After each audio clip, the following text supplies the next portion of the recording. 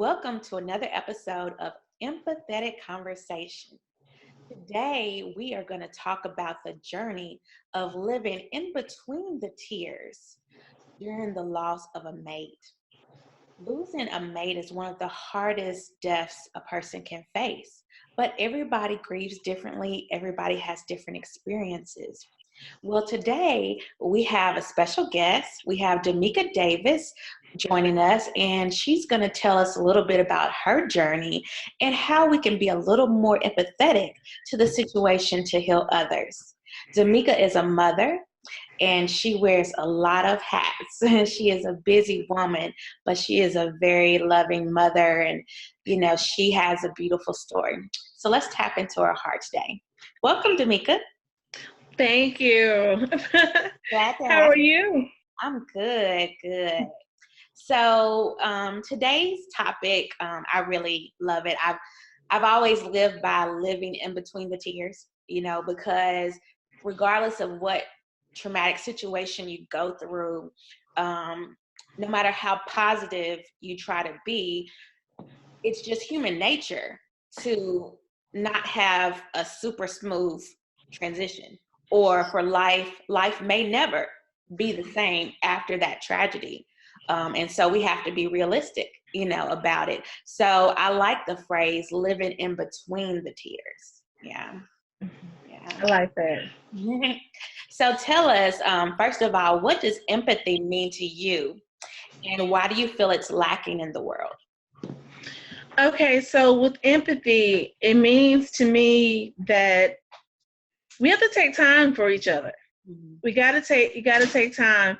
Just because, like you said, everyone, they transition with the thought of what's going on differently. I mean, everyone carries it differently. Yeah. And so I think about being a problem in the world is because people, they want everyone to move at the same pace. Right. And that's unrealistic. Mm-hmm. No, we're not going to move in the same pace. Mm-hmm. It's unrealistic to think that someone is going to grieve the same way that you're grieving. Mm-hmm. Yeah, it's very.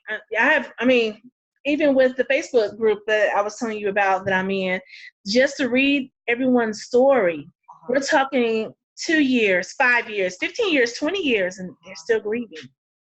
And so I'm thinking in my mind, okay, 20 years, Yeah. but I don't know what to me, their relationship was different with their husband than mine with mine. Okay. What's the name of your group again? The name of the group, it's not my group. I'm in the group. I was invited. Okay. Well, actually, I was rolling through trying to find groups to get in, and it caught my eye because I'm a diva by heart, of course. I'm a Bella for life. All right. And so I seen Widows and Stilettos. Okay. I was like, what? So I asked to get in the group and everything. And once I was accepted to just read story after story after story, even those who just now, they're like, okay, what do I do? Where do I go from here? Wow. And just to me, it was like, wow, this is a great place for someone to be that's going through, the loss of their loved one. Wow. To just like, okay, I got somewhere to go. Wow. Your families, they don't understand. Wow. They don't understand. And then you cannot understand that you are that widow. Right, because that's a very intimate relationship. No one would understand the loss. Right. So to actually read everyone's story, it was heart-tugging because I'm like, okay, and I shared with you in the beginning, I started reading, I was like, nope, cut it off. I couldn't deal. Okay. I couldn't deal. And then the scripture, bear you one another's burdens, came up. When that came up, I'm like, okay, that means I have to do this. It's going to help me in the process. And so I started reading stories. And when I started reading stories, I started responding.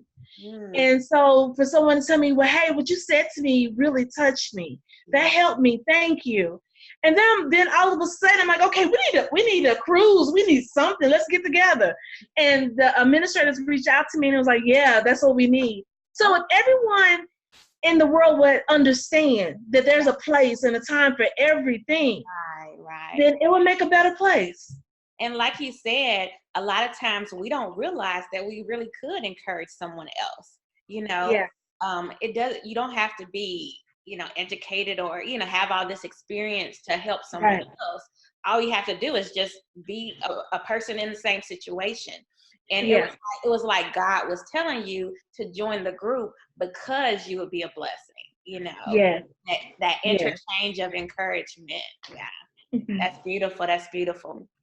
So we talked a little bit about there being different emotions. Everybody has Yeah. different experiences when they lose their mate, whether it's the loss of a wife or a husband.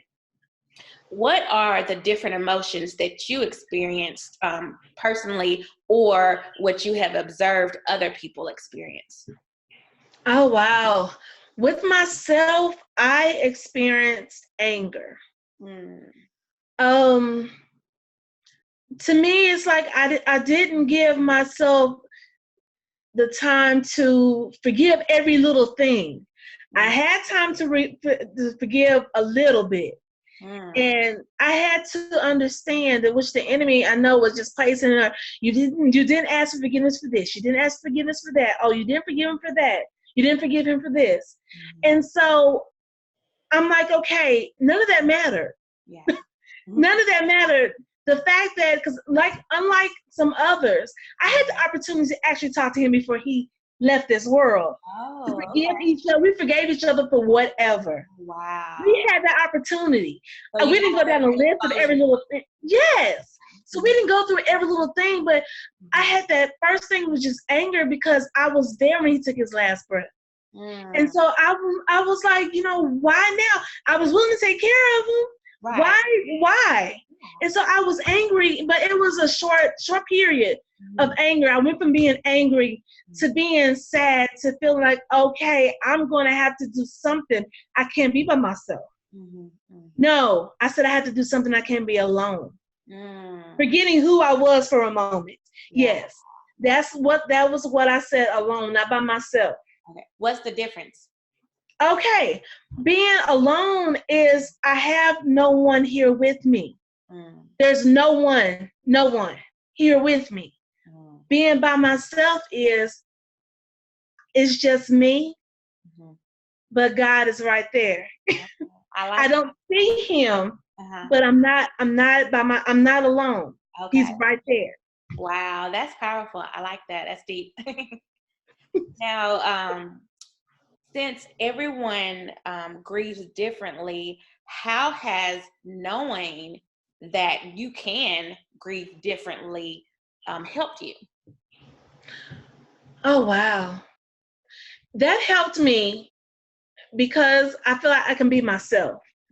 I went through all those emotions and where, I can smile and be happy, and all of a sudden I could be sad and I can cry, and it's okay. It's okay. I could just snap out of it. And I felt as though in the beginning I didn't want to feel it. That was one thing. I didn't want to feel it. Not because I had to be strong for everyone around me. We had a total of 5 kids. Wow. And so I had to be strong for everyone else, but there was no one to be strong for me. Right. And so I thought, okay, my grieving point's gonna have to come like later on. Let me get through all this stuff and all these arrangements. I didn't even have his mother to help me with the arrangements. She just couldn't.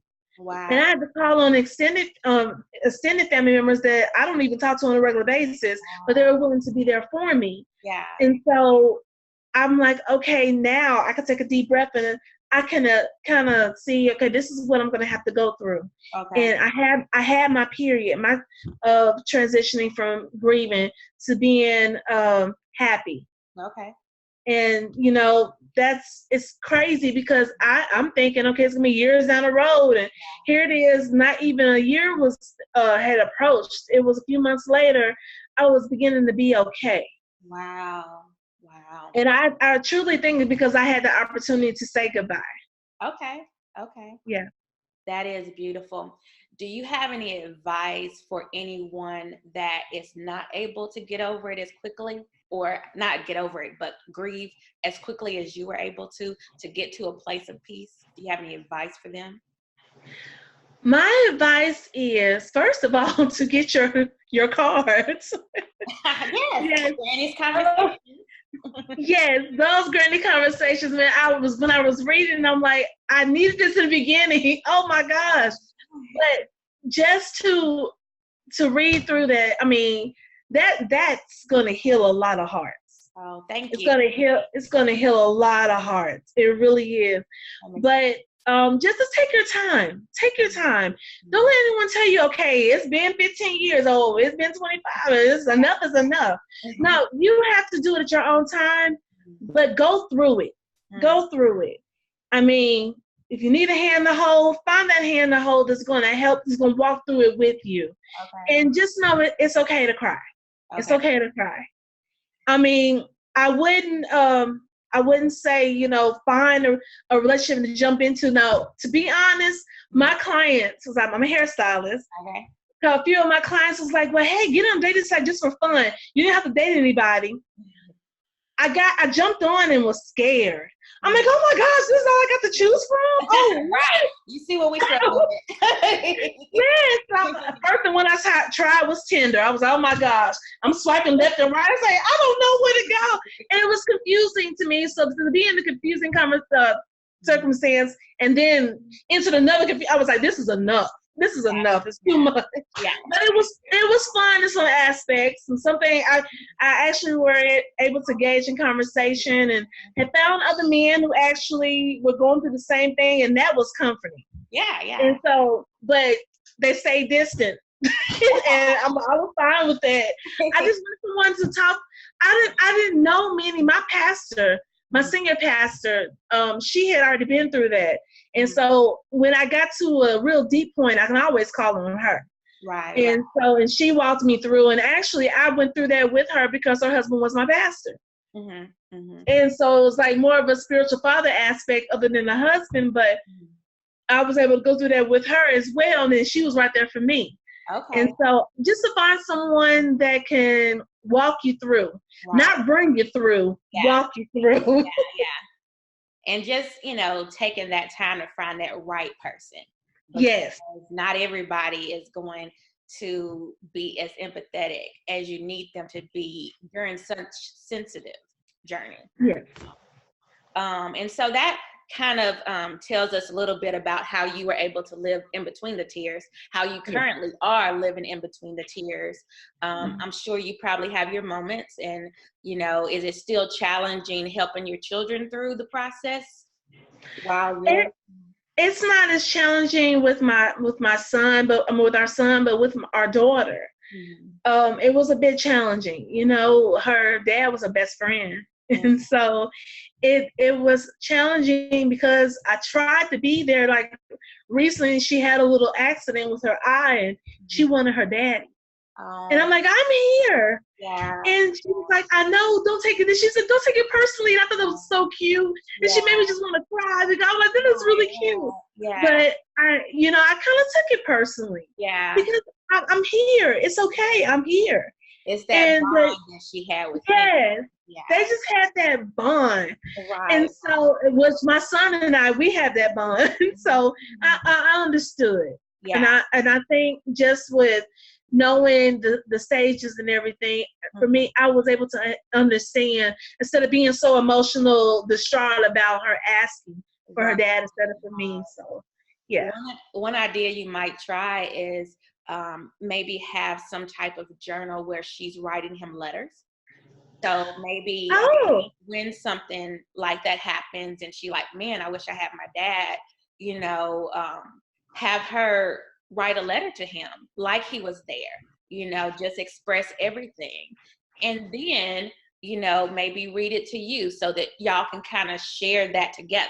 Like all three of you having a conversation, that might kind of soften, open up her heart to allow you in more, because it's kind of like all three of you are bonding together, Okay. Yeah.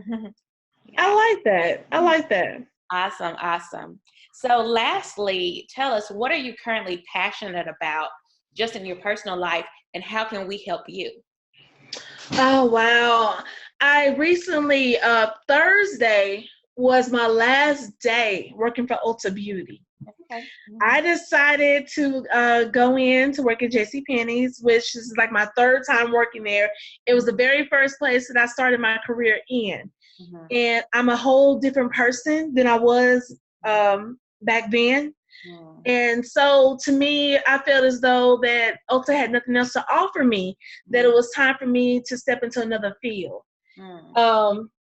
And go a bit further. And I had to find a corporation that was going to take me a bit further. And actually, it found me. Wow.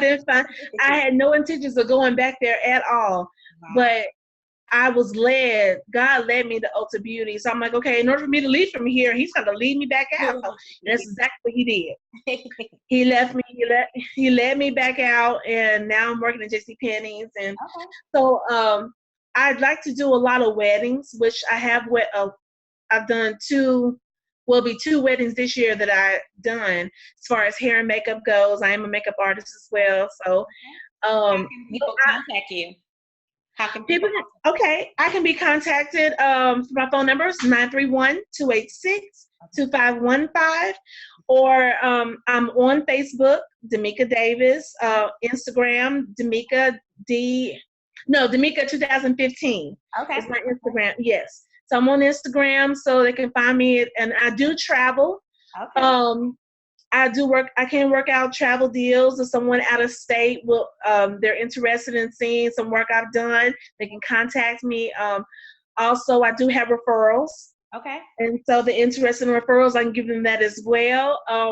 But I do travel. I would do bridal parties. I mean, I can go to Chicago, do a bridal party, and be back home by the weekend. Yes, definitely. Okay, so everyone, if you need a makeup artist, contact her, and you'll see her contact information show up on your screen.